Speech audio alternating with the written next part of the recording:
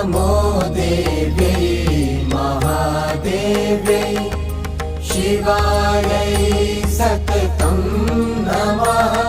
नमः प्रकृत्यै भद्रायै नियताः प्रणताः स्मृताः रौद्रायै नमो नित्यायै गौर्यै धात्र्यै नमो नमः ज्योत्स्नायै चेन्दुरूपिण्यै सुखायै सततं नमः कल्याणै प्रणतां वृद्ध्यै